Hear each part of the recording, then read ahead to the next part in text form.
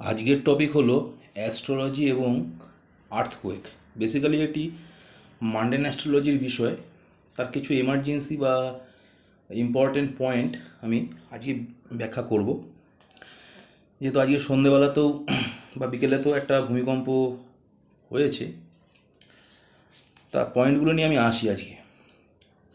যে প্ল্যানেটগুলো সব থেকে ইম্পর্টেন্ট ভূমিকম্পের জন্য, সেটা হলো মার্কারি বা বুধ এবং মুন বা চন্দ্র।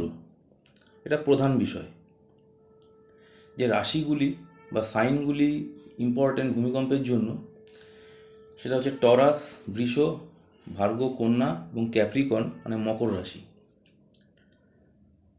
এছাড়া যেসব আউটার প্ল্যানেট রয়েছে পৃথিবী এবং প্লুটোর মাঝখানে আর কি, তার মধ্যে মঙ্গল, বৃহস্পতি, শনি এবং ইউরেনাস, এই প্ল্যানেটগুলির মধ্যে কমপক্ষে একটি প্ল্যানেট রেট্রোগ্রেড হলে ভূমিকম্পের প্রবণতা আরও বেড়ে যায়। কিছু অতিরিক্ত সাইন আছে। যে সাইনগুলো হচ্ছে, মানে বিশেষ কিছু রাশি আছে আরও এক্সট্রা, সেটা হচ্ছে ক্যান্সার, স্করপিও এবং পাইসিস, মানে কর্কট, বৃশ্চিক এবং মীন রাশি। এই রাশিগুলোতেও ভূমিকম্প প্রবণ রাশি হিসাবে গণ্য করা হয়। এই রাশির মধ্যে যে তিনটে নক্ষত্র থাকবে, তার মধ্যে সবথেকে ইম্পর্ট্যান্ট নক্ষত্রগুলো হচ্ছে অশ্লেষা, জ্যেষ্ঠা এবং রেবতী। এই উপরে ক্যান্সার, স্করপিও এবং পাইসিস রাশির মধ্যে এই তিনটে নক্ষত্র বুধের। যেহেতু বুধ পৃথ্বী রাশির গ্রহ, তাই তার ভূমিকম্পের প্রবণতাটাও বেশি হয় বা থাকে। এই অশ্লেষা নক্ষত্র কর্কট রাশি, বৃশ্চিক রাশির জ্যেষ্ঠা নক্ষত্র এবং মীন রাশির রেবতী নক্ষত্র ভূমিকম্পের জন্য অত্যন্ত ইম্পর্ট্যান্ট। এরপরে আসছে হচ্ছে এক্লিপস, মানে হচ্ছে গ্রহণ। চন্দ্রগ্রহণ এবং সূর্যগ্রহণ, এই দুটোতেই ভূমিকম্পর প্রবণতা থাকে এবং চন্দ্রগ্রহণ হয়ে যাওয়ার 14 দিনের মধ্যে এবং সূর্যগ্রহণ হয়ে যাওয়ার 1 মাসের মধ্যে ম্যাক্সিমাম বা মিনিমামও বলা যায় ভূমিকম্পের একটা সম্ভাবনা থাকে বিভিন্ন এরিয়াতে। সেটা কোন এরিয়াতে হবে সেটা আরও বিস্তারিত ব্যাখ্যায় পরবর্তীকালে আমি আলোচনা করব। এই ভিজিবিলিটি, এই গ্রহণ যেখানে দেখা যাবে যে এরিয়াগুলোতে, সেখানে 100% প্রভাব দেওয়ার সম্ভাবনা থাকবে। আর যেখানে দেখা যাবে না সেখানে কমপক্ষে 25% সেখানে এফেক্ট দেবে বা সম্ভাবনা থাকবে। ভূমিকম্পের সময় টাইমিং কখন?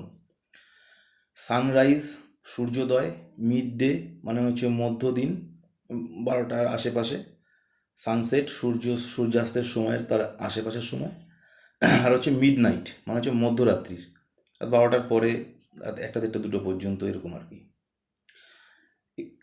আর এক্লিপসের গ্যাপ, দুটো এক্লিপস মানে চন্দ্রগ্রহণ এবং সূর্যগ্রহণ, এর মাঝখানের যে দিনের গ্যাপ বা সময়ের গ্যাপটা যদি 13 দিন হয়, তাহলে ভূমিকম্পের ইন্টেন্সিটি বা প্রভাবটা আরও বেশি পরিমাণে হয়।